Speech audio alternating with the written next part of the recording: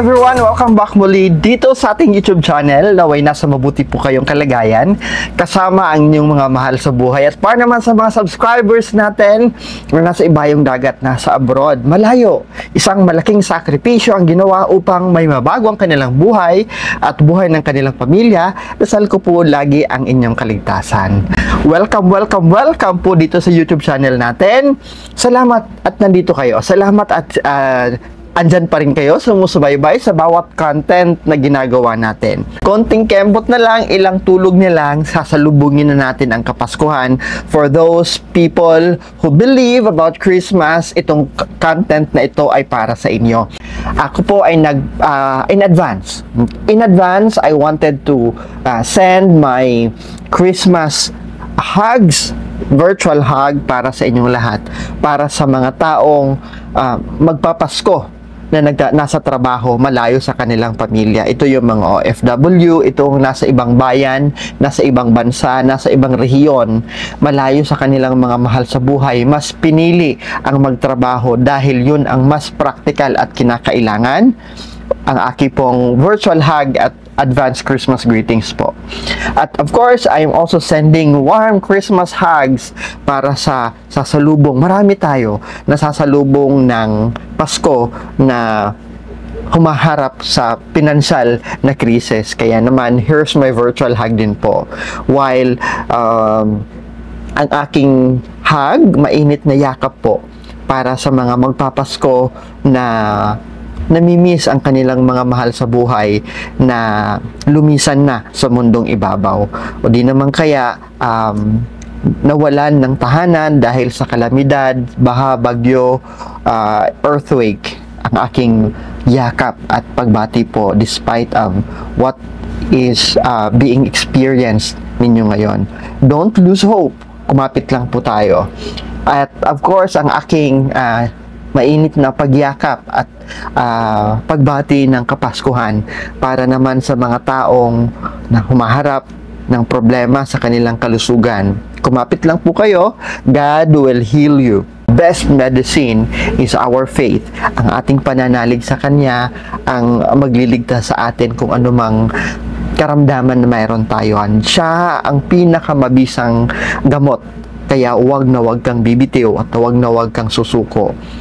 Para naman po sa mga humaharap ng iba't ibang pagsubok ngayon, in the difficult times na hinaharap natin ngayon, biruin ninyo, sunod-sunod ang bagyo, kalamidad, earthquake, kaya naman maging handa at maging ligtas po kayo. Ang aking mainit na pagbati at pagyakap para sa mga tahimik lang pero alam natin na napakabigat na ng kanilang dinadala. Ang aking pagyakap po, please know na hindi kayo nag-iisa. Hindi man tayo magkakilala personally, pinanonood mo man lang ako or nakikita mo lang ako dito sa YouTube or sa Facebook, please know na I am making the social media at patuloy akong gagawa ng content para maaliw kayo, para may kaalaman kayo, para ma-divert yung mga attention ninyo at may mapagtuunan kayo ng inyong pansin. Hindi kayo mag-focus dun sa kung anumang problema mayroon kayo. At para sa lahat po, sa ating lahat na parang feel nila na parang hindi merry ang Pasko, ang aking mainit na yakap po para sa inyo. At para sa mga kababayan natin, para sa mga subscribers natin, para sa inyong lahat, na sasalubungin ninyong Pasko, na ramdam ninyong napakahirap, na hindi nyo alam kung saan na kayo huhugot ng lakas at paano pa kayo magpapatuloy. Ang aking pagyakap po at ang aking patuloy na pagbati sa inyo ng Merry Christmas. Yung Kapaskuhan, paano natin mahihikayat? Paano natin magagawing mas masigla ang Kapaskuhan na darating despite sa krisis? Paano natin ma-attract ang swerte ngayong Kapaskuhan despite sa hirap ng buhay, despite sa krisis na hinaharap natin, kalamidad, maraming problema, patong-patong ang problema nating hinaharap. Alam niyo po ba that even though na ako ay galing din sa hirap, nung nagkaroon na ako ng muwang sa mundong ito, I really make to a point. I really ginagawan ko ng paraan gumagawa ako ng paraan sa maliit na kapamaraanan na meron kaming parol. Kahit nag-iisang parol lang. Alam niyo po ba na kumukuha lang kami ng frame, natuto kaming gumawa ng parol at a very young age. Kasi 'di ba, hinihingan tayo ng Christmas lantern sa school. Wala kaming pambili. So ang ginagawa ko ay talagang kawayan. 'Di ba, the bamboo is yung frame ng parol. So, yun ang ginagamit ko. Yun ang nagtutulungan kami magkakapatid. Tinatali, nakakaporma kami ng star at binabalot ko yan ng kung mura lang naman kasi noon yung Japanese paper or kung anong magandang papel. Kung minsan gift wrapper na tinago ko for quite some times, yun, binabalot ko just to have ay makulay na parol. Kahit isang parol lang sa bahay namin, okay na yon. For many years, ay kami lang ang gumagawa ng Christmas tree namin. Kumukuha kami ng mangrove, bakhaw.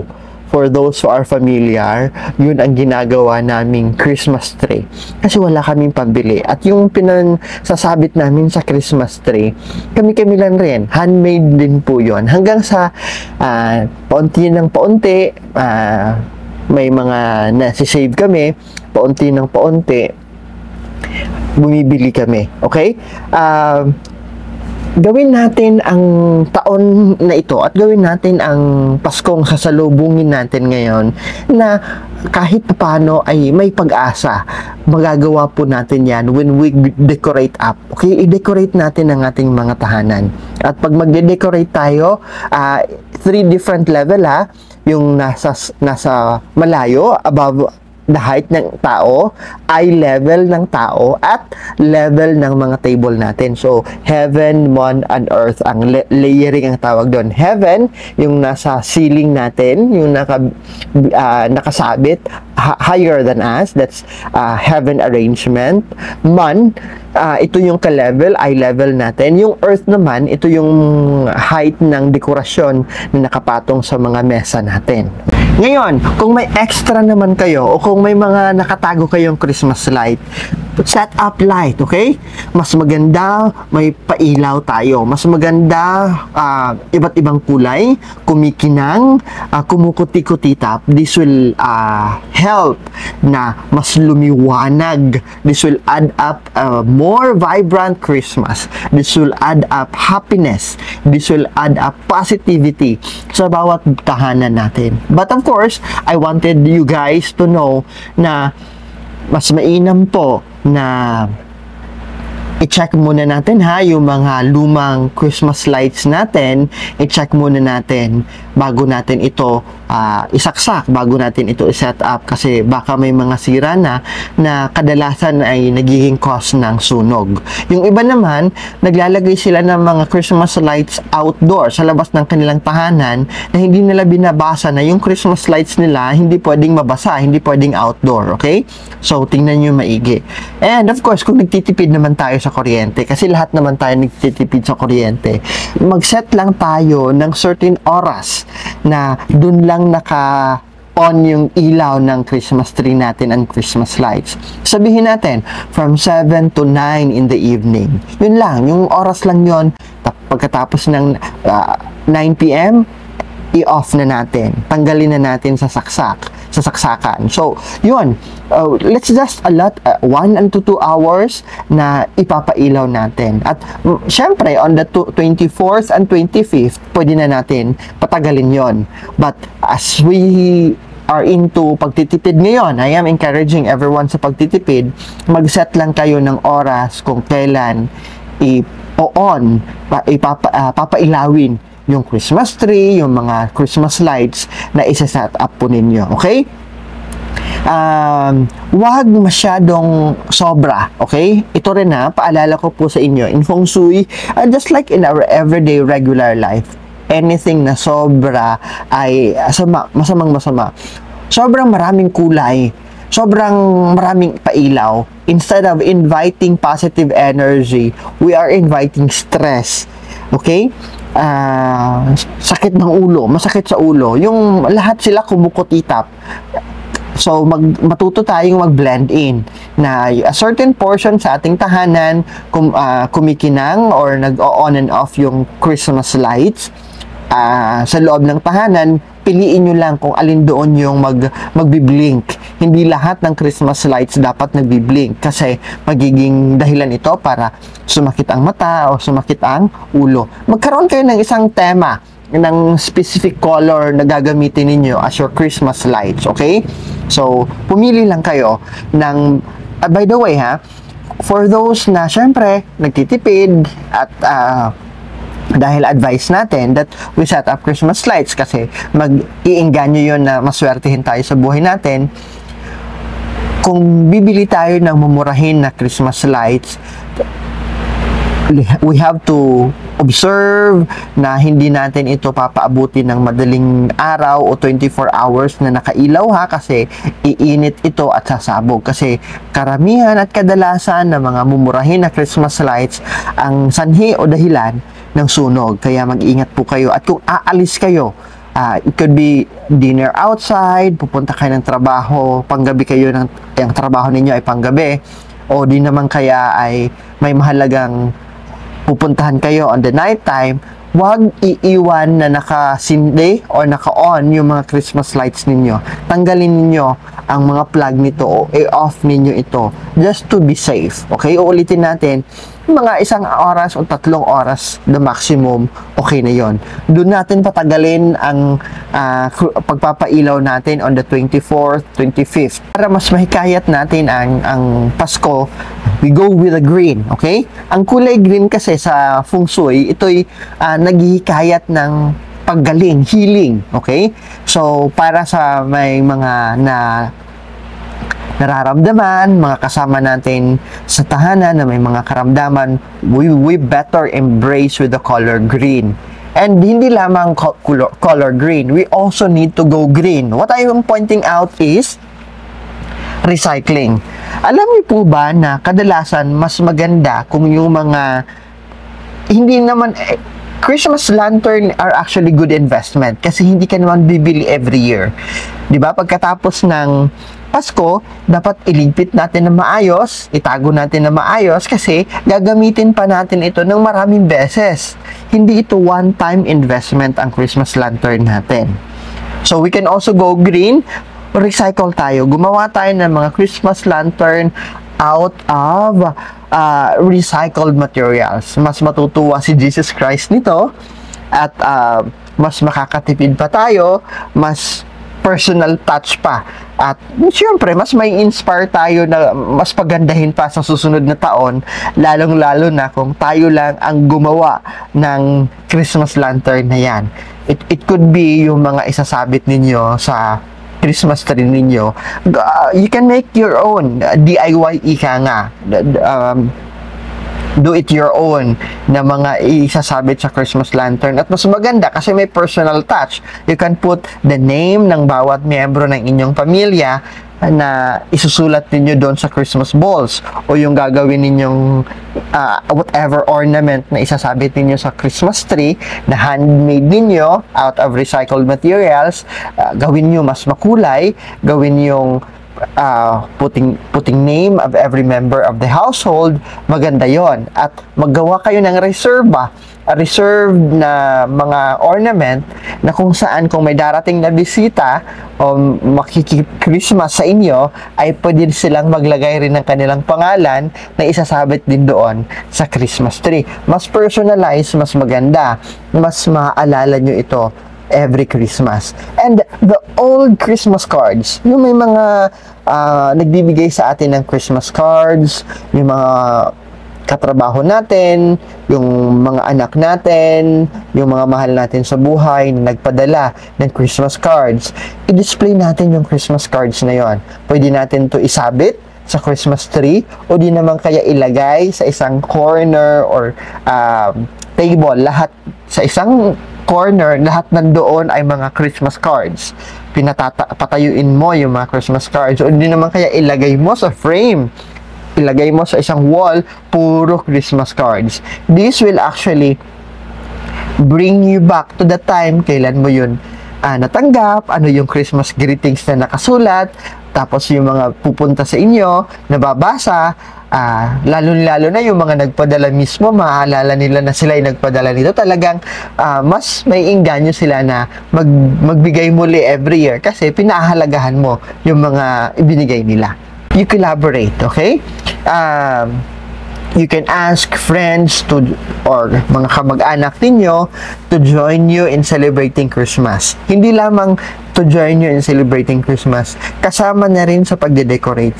Huwag baliwalain na katulong lang sila or kasambahay lang sila. You won't mind them. No.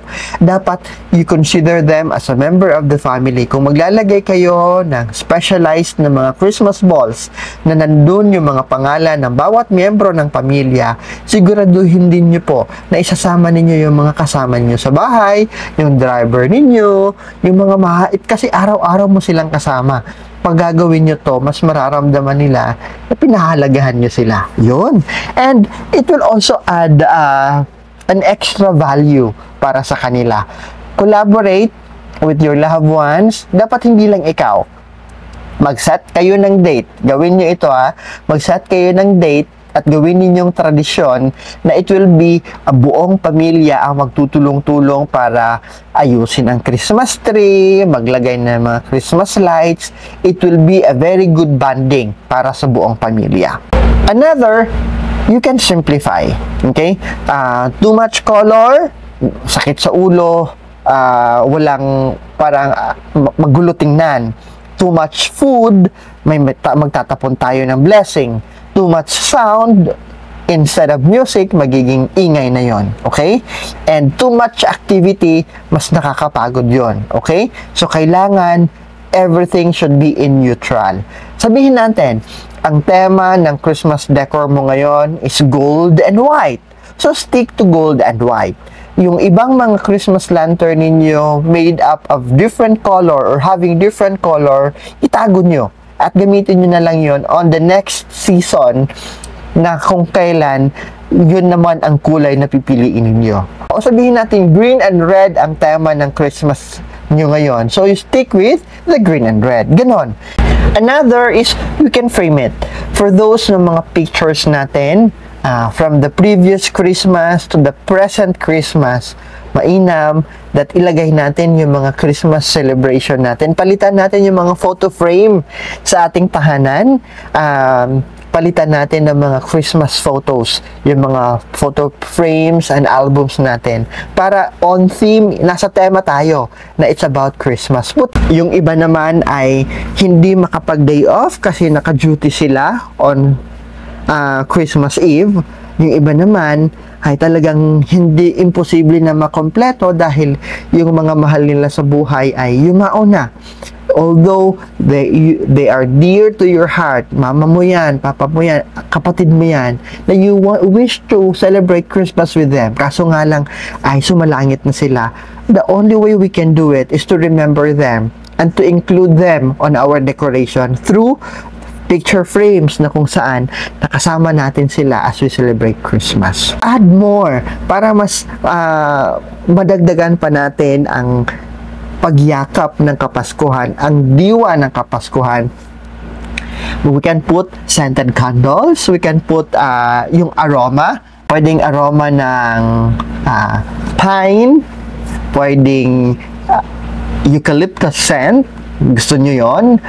This actually will help. Itong pabango na ito, alam nyo po ba na yung mga scent na ito, but I would suggest yung natural, wag yung mga artificial masyado, chemical made, okay? Unang-una, nagpapakalma ito ng mga tao na nakatira sa loob ng inyong tahanan. Pangalawa, tinataboy nito ang negative energy. Okay?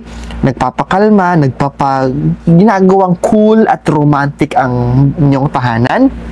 Nililinis yung negative energy sa inyong paligid. Pwede tayong gumamit ng amoy ng oranges o di naman kaya amoy ng apple. Yon. This will actually invite positive energy sa ating tahanan. And we can actually set up sa bowl. Sa bowl, fruit basket natin, we can put oranges or we can put a combination of oranges and apple. This invites abundance and money at kaligayahan. So we can actually do that one. And we can also add plants. Flowers or plants ay pwede nating idagdag bilang dekorasyon natin sa ating tahanan. Yung totoong halaman ha, pwede natin itong ilagay sa ilalim ng Christmas tree, sa ating center table, sa ating sala, or corner. Kung medyo may height, medyo malaki yung tree o halaman na yan, pwede nyong ilagay sa corner. O di naman kaya, you can make use of a real, totoong tree, fresh na tree, yung buhay na tree bilang Christmas tree sa loob ng inyong tahanan. Okay? This will add magic, this will add life sa loob ng inyong tahanan, and this will invite positive energy sa inyong tahanan at sa inyong buhay at kabuhayan. Another thing, huwag natin kakalimutan na sa kabila ng pagiging busy natin lahat sa paghahanda, sa pag-prepare, sa entertaining your visitors on Christmas, do not forget to take care of yourself. Huwag na magiging stress ka masyado, okay? Also, give time to yourself na makapamasyal, makarelax, even a simple massage will actually help para ma-relieve yung pagod ninyo for the Christmas rush, the rush hour shopping, yung mga last hour bili natin, and the traffic that we will be experiencing during Christmas season. At least, ibababad natin yung paa natin sa isang batya na may maligamgam na tubig na may asin. That will help rejuvenate ourselves. Tapos, may pailaw tayo na scented candle dyan. It will create a much more romantic na environment and vibe, and will also help na ma-relax yung katawan natin. Okay? And a walk in the park. Yung mga bayan-bayan natin, yung mga cities natin, yung mga local government units ay magkakaroon ng pinapaganda yung mga park natin. Kung hindi yung simbahan, pinagaganda yung park ng simbahan, dine-decorate yung mga plaza natin. So you can actually give time yourself na makapamasyal kayo kasama yung pamilya ninyo.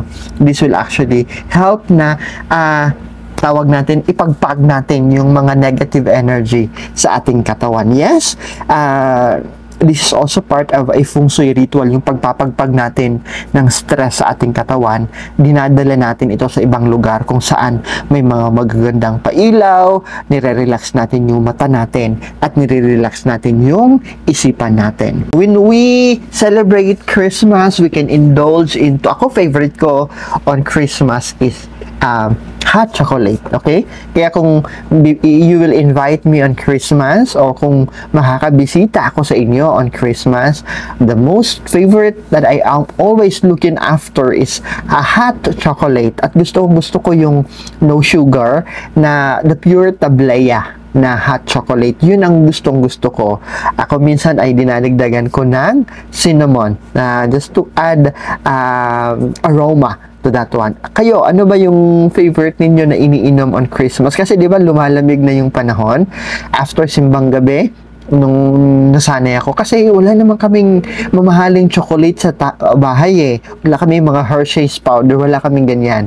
So, ang ginagawa ng nanay namin, tablaya, yon, yung kakao, yon,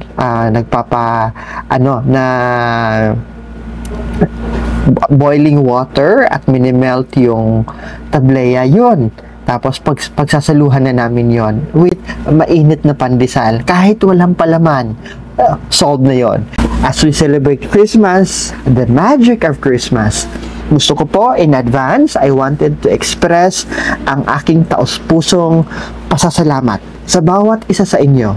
Your engagement, yung panunood ninyo, yung pag-share ninyo, yung pagla-like ninyo, and your encouragement and loyalty mean the world to me. At sana, itong special season of Christmas ay magdala ng bawat isa sa inyo love that overflows, umaapaw na pag-ibig, joy that uplift, kaligayahan na aangat ang inyong pakiramdam, peace that soothes, kapayapaan sa bawat tahanan, sa bawat pamilya, at sa bawat puso natin. At memory to treasure. Memory that we will treasure for every year na daraan. Maraming salamat po bilang naging bahagi kayo sa bawat taon na YouTube journey ko po.